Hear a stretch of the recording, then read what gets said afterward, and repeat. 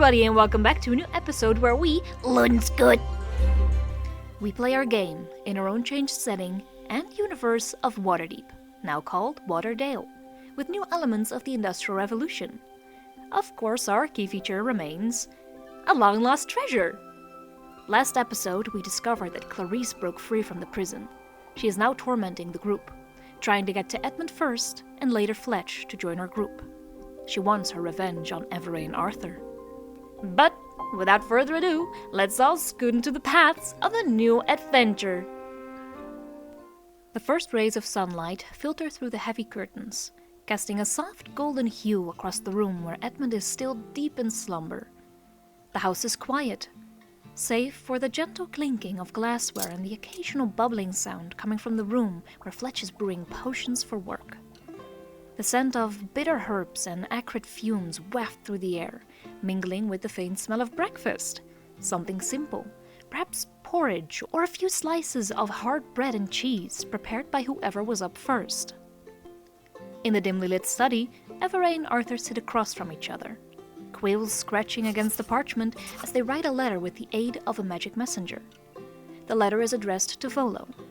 They request Volo's watch over the house in their absence, under the lie of a voyage in search of new information. The faint glow of magic flickers as the spell takes hold, and the letter is sent on its way. As the morning progresses, Edmund finally stirs from his sleep. The house begins to feel more alive, with the creaking floorboards and the soft murmur of voices from both Edmund and Fletch now filling the space. After a quick breakfast, the group stays in the kitchen, the weight of the day's tasks beginning to settle in. The threat of Clarice looms in the back of everyone's minds. She's out there somewhere, watching, waiting. The unease she brings has everyone on edge, but today is not the day to confront her. Each of them has a list of things to do before setting off with Caspian's ship. There are friends to say goodbye to, precious belongings to secure, and equipment to pack. They'll need to decide how to spend these last few hours before the evening's dinner party at Caspian's. There, they hope to solidify the final details of their journey, once Caspian responds to Edmund's letter. But for now, the day is theirs to explore. The streets outside are starting to come alive, the market stalls setting up for business, and the promise of adventure lingers in the crisp morning air. Our characters start the day by deciding how to get to the palace, as commanded by Arthur. He's made it clear, before anything else, he needs to see Theodore. The palace is their destination, and Arthur won't hear any arguments to the contrary. You have a car. Why are we even discussing if you have a car? Yeah. Could we use the car? Yeah, sure, I don't mind. It's 5 gold pieces per minute. It's 5 gold pieces per mile? Per month. It's my own car. I can also just ride myself there and see when you guys show up. That wouldn't make me a taxi. Can you sit next to you? Yeah, sure. No, okay, you guys are outside, so I have to... Fletch is just enjoying speed. Speed. With the wind through his ears. Look at him go. The group heads outside. More people seem to roam the streets by now, seeking comfort in each other's presence. People are walking their pets, cats are fighting for food on the streets, women stand with each other, showing off their jewelry almost like it's a competition. There are people in fancy garments sitting on benches and reading the newspaper. As the group approaches the royal castle, its vast size and design loom before them, a testament to both magic and mechanical advancement. The outer walls, towering and strong, look as though they've been carved directly from the earth. Made of stone infused with ancient magic, these walls almost seem alive. High above, stone gargoyles perch on the battlements, their eyes glowing faintly as they watch every move. These are no ordinary statues. They've been brought to life by ancient spells, ready to defend the castle at a moment's notice. The castle's black marble towers stretch into the sky, crowned with spirals that glow with a soft arcane blue light. The entire structure is in subtle motion, towers shifting, floors rearranging themselves. This is the castle's defense mechanism, designed to confuse and trap any intruder. The same shifting magic is said to be used in the dungeons below, making escape impossible. Ahead of the group stands the grand entrance, a massive gate forged from steel, with twin doors engraved with the image of two Keelin, mythical deer-like dragons from the Feywild. These creatures symbolize the royal family's mystical heritage and divine right to rule. A guard closest to the group halts the characters. What's the meaning of this? We need a bit more than that. So, you're saying that you want an audience with the prince? Yeah, well, I can't really tell you what. Yeah, I can't really let you in. We have been on edge quite a lot. We don't even know if we can trust that you are who you are. So, we've been in contact with the prince yesterday. We have recently sent a letter to tell him that we're coming. We now have Theodore's letter. No. That shows his handwriting. You know how You difficult can't it is to copy a copy. sigil like that just out of nowhere. One of the palace doors slowly creaks open, and some bickering can be heard from inside. Peggy, just let me go outside. I'll be back before my father notices. Just please tell the other maids I'm in the garden. Prince, you can't go outside. You're on the palace arrest. Thanks, Peggy. As the prince leaned past the guard to get away, he noticed our group stood before the castle. His face sinks into a look of empathy. Theodore walks up to the lot of you, still with his hands behind his back. Hearing what exactly transpired, the prince extends his welcome and invites everyone inside of the castle to talk. Letting Edmund, Fletch, and Averai enter first, Theodore took this opportunity to stop Arthur in his tracks before he could join the others. I was just, Yeah. I fucking knew it.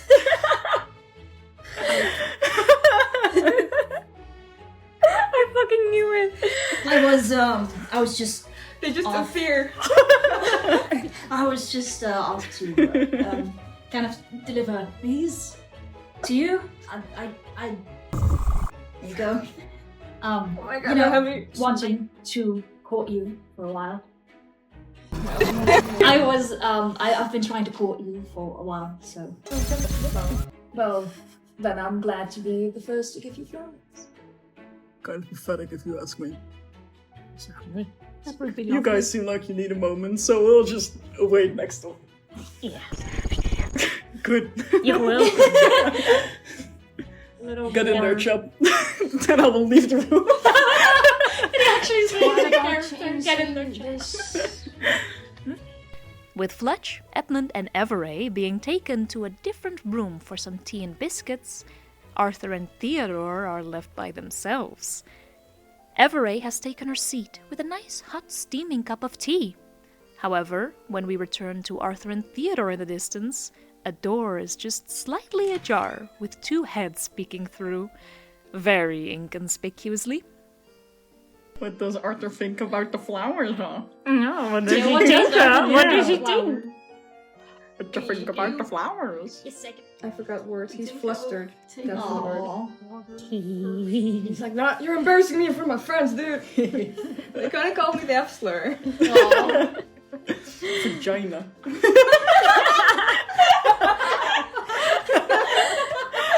Stop! You embarrass me in front of my friends. They're gonna call me the F slur and fucking Edmund just vagina. I love it. Please, you all that. Oh my god, that'd be beautiful. Jokes aside, we return to Arthur and Theodore. Arthur explains as to why Theodore should stay away from the house, and why he cannot see him for a long while. Theodore, in turn, accepts his terms, in return for something. How long do you think you'll be away for? Can I give you a goodbye kiss?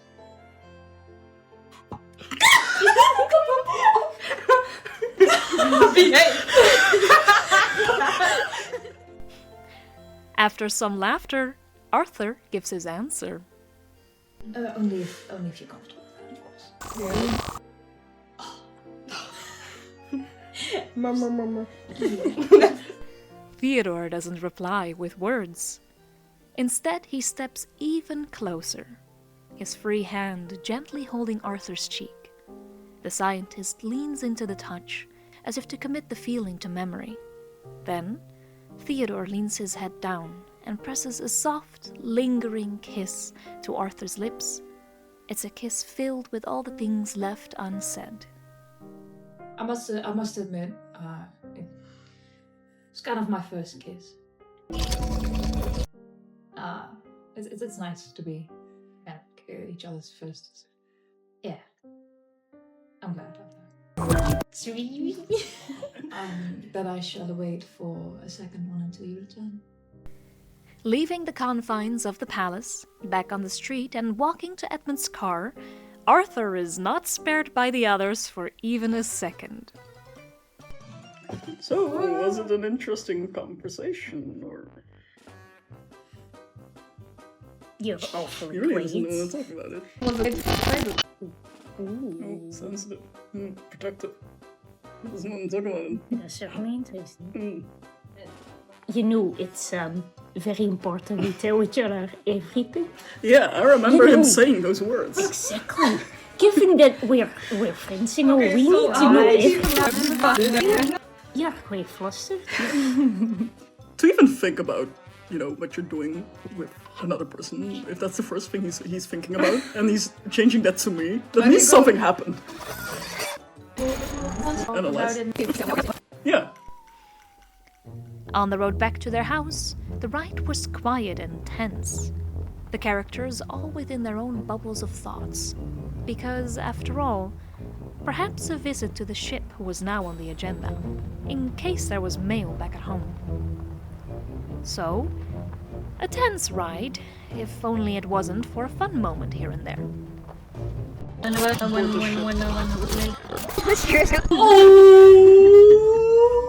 We've been traveling with this guy for how long? What's my name? In mine. What's my last name? Exactly, what's my last name? Who remembers?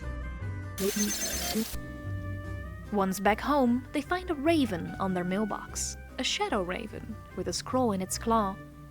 It caws at them the moment it lays eyes upon them. There must be Caspian. He's never sent mail before with a bird.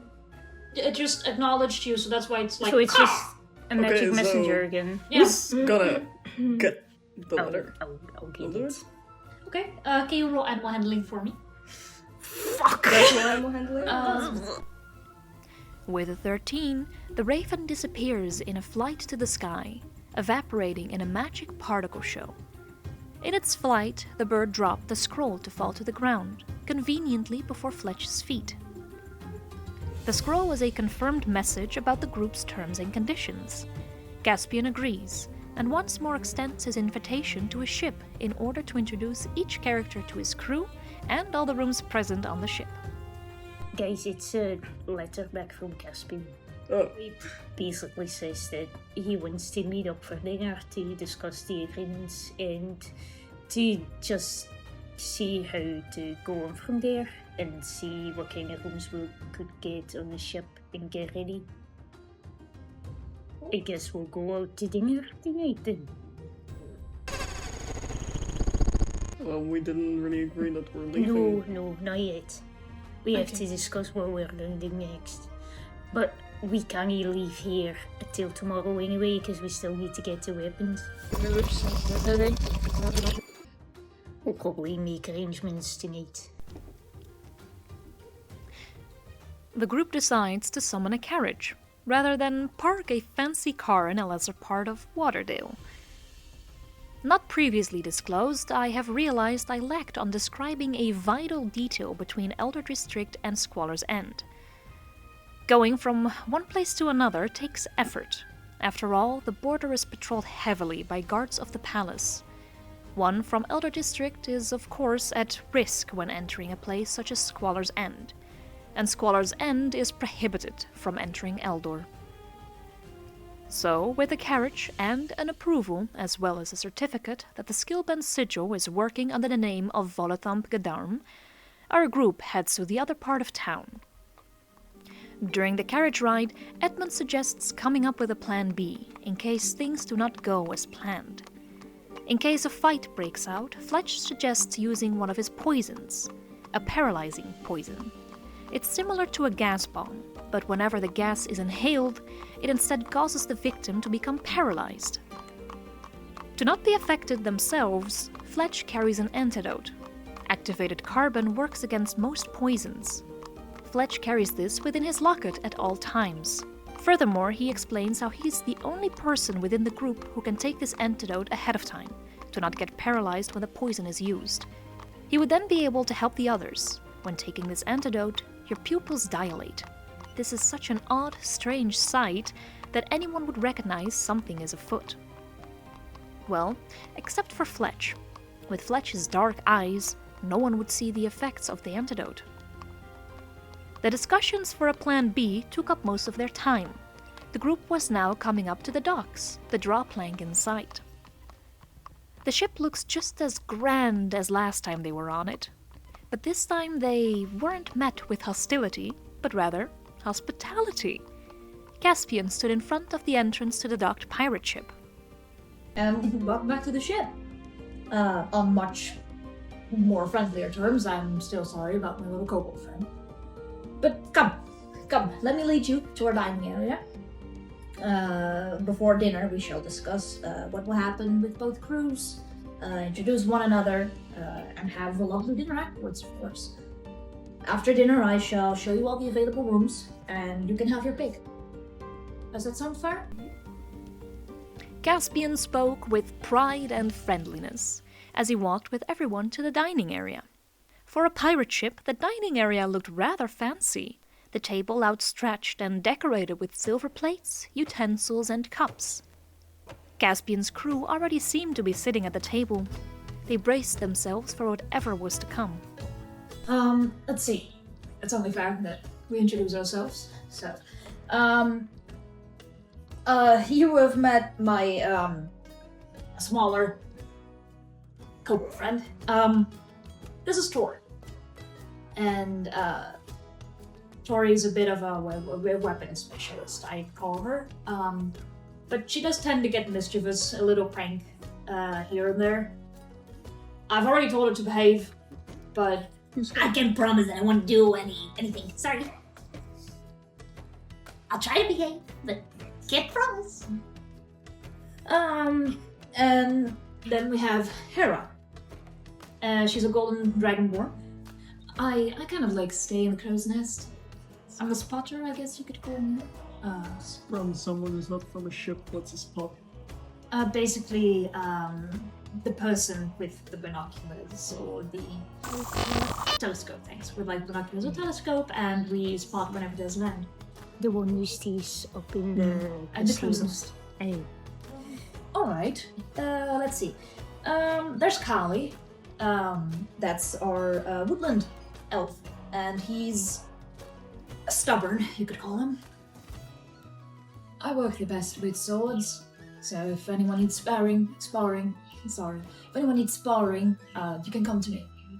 Over there we have Chiffon, and that's our halfling male. He doesn't really talk much, but he takes care of our sales, so raises everything up high. Most of you have probably met or already heard of the Mile. But I must say, I am the right-hand man. Woman, I suppose. And then there's me, Caspian. I'm the captain. Captain Caspian. Great to meet you. After a proper introduction of the most important people on Caspian's crew, everyone had a last look at the list of agreements set by both parties present tonight. They were now combined into one long list. Not quite a contract, but still something for both parties to hold one another to. This meant for Caspian's crew and the Skillbent Sigil to officially work together. Dinner time came, and Caspian suggested showing the group around the ship after dessert, if that time comes. Either way, dinner time has arrived. Dim lanterns, their flames flickering with the ship's motion, hang from the ceiling on ropes. The light casts eerie, dancing shadows across the faces of the crew. A few candles, half melted and stuck into empty rum bottles, offer additional sputtering light. Slabs of heavily salted pork and beef lay on the table, cured to last long voyages. It's tough and chewy, with a strong, hearty flavor. Then there is a thick, greasy stew made from whatever the ship's cook could scavenge. It contains chunks of fish, some vegetables like carrots or onions, and a bit of meat. There were biscuits with whatever dried fruits or nuts could be found. On the table were strips of dried and salted fish, chewy and tough, with a strong smell of the sea. It's a common snack among the crew, often shared during watches. Eels caught during the voyage are skinned, gutted, and fried in a pan with some leftover fat or oils. They're greasy and slightly crispy, with a strong fishy taste. Sometimes served whole, the eels still have their heads and tiny bones intact. People start grabbing handfuls of food for their plates, as well as filling their cups with ale. Throughout the meal, Gamaya's eyes never left Edmund. Her stare was unwavering, a focus that made Edmund visibly uncomfortable. Her gaze was intense, almost obsessive, as if she were trying to study him, savoring every twitch of unease that crossed his face. Arthur, noticing this, sought to pierce through the mystery of Gamaya. He was curious about what had driven her to the life of a pirate, and more importantly, he wanted to unravel her true intentions. To follow him. As Arthur began to ask about her past, Gamaya's expression shifted. Her eyes took on a disturbingly inhuman stare, a predatory glint that silenced the table. The room grew colder as she responded, her voice carrying a chilling edge. She admitted, without hesitation, that she had become a pirate solely to hunt Edmund. The words hung in the air like a death sentence, and Edmund felt a knot tighten in his chest. She leans closer, her voice dripping with twisted affection. Edmund, even now as you tremble before me, I find it adorable. Her smile was far from comforting. It was the smile of a predator savoring the scent of fear. You can relax around me. You can trust me. It was as if she enjoyed watching him squirm, delighting in his discomfort. Edmund's heart raced as her words clawed at his mind, a sickening feeling of being trapped. The tension became unbearable, and finally he snapped. He stood abruptly, his voice trembling with both fear and fury as he shouted at her to stop. She was nothing but a sadist, a monster who thrived on domination. She may pretend to be a tiefling, but he knew what she really was. A pit fiend, a full-blood devil. The room fell silent, the weight of Edmund's words hanging heavily in the air. Gamaya's smile faded, replaced by an expression that was neither anger nor surprise. She said nothing, but the intensity of her gaze only grew, as if Edmund's outburst had confirmed something for her. Sensing the danger, Fletch quickly intervened. He asked Edmund if he wanted to leave or not. Edmund nodded. The dinner was over, the fragile alliance now hanging by a thread. The group rose to leave, each of them aware that they had just glimpsed a side of Gamaya far more dangerous than they had imagined. As they stepped out of the cabin and into the night air, the ship creaked ominously, a reminder that the storm was far from over. An exhausting day, that's what it's been for everyone, but it probably wasn't as exhausting as it was for Edmund. The man was drained both physically and mentally by the time they got home. Getting home to someplace safe, where nothing bad could get inside, seemed nice to Edmund. However, upon arrival in his bedroom, and upon closing the door, Gamaya appeared from behind it. She kept her hand on the door to fully close it behind Edmund and to keep the man from rushing out. On quick, experienced feet, Edmund spun around on his heels to face his aggressor. His mind, however, slowed. It had used up all of its strength and was now failing to follow Edmund's orders.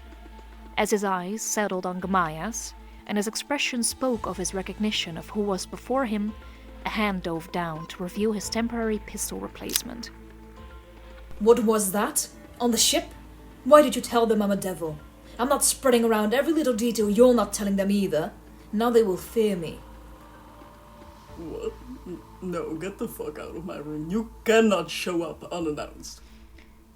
These were the first words leaving Edmund's lips in a hurry. His posture frozen and frightened, with slight trembling shoulders as he held the pistol up in the air. You were being a bitch. You were posing as a trap. Wrap your head around this. I am meeting with a crew that greatly outnumbers my own, on their territory, with a vicious murderer on their team I am chasing not after my a head. vicious murderer. I am not after your head. Do not interrupt me. I was on edge back at the ship, and you were being aggressive and pushing, snapping at the only teammates backing me up and standing by my side. You are violent and unpredictable. You willingly made yourself my enemy tonight all by yourself. You cannot hold me accountable for my behavior after pulling a wild card yourself and cornering me. I came over on my own accord. There was no reason to be hostile. I played my part. You have no idea what I'm risking here, as well as the danger I'm throwing myself into. Danger? You're not throwing yourself into danger. None of us are dangerous. You're on our ship. We protect you. If you have any self-respect or honor agreements, get the fuck out and wait for the designated day we arranged to meet up. Do not look for me unannounced. Sorry, I meant no harm and no hostility. Why call me out to be a devil, though? We had a story to uphold. You're the one who wanted me to be a tiefling. Why was me being a tiefling so important to your story anyway? You're human, so it wouldn't matter what you called me. You're fucking up your own story if you keep trying to get back at me. I want them to hate you as much as I do. The more they were opposed to her, the more they would be on his hand. She was starting to freak him out with her story. How he was fucking up, ruining his own plans and acting out of line himself. Every single little detail about himself reminded him of the dinner. Her eyes on him the entire time, her words, how she seemingly played with his emotions. You are not safe, not in any way. I am throwing myself headfirst into a guillotine. Do not convince me otherwise. You have proven yourself to be nothing but an enemy. You call that protection? I do not want to be alone with you for even a second. I do not trust you. You are not trustworthy. You will never earn my trust. You do not know what it is like to have a fear of dying, real death. Knowing you cannot just reappear. Get the fuck away from me now. I need a drink. I will prove you wrong. I am not your enemy. I am trustworthy. I am protecting you. That I do love you. I will prove it to you. I'll see you tomorrow. Gamaya scoffed shortly, conjuring up her portal. And with that, I think that's it. Thank you for listening to our episode of Ludenskud, with many more to follow. Next episode, the characters will prepare for a long voyage and board the ship. But for now, we've bothered you enough. Laters! Adios! Bye-bye!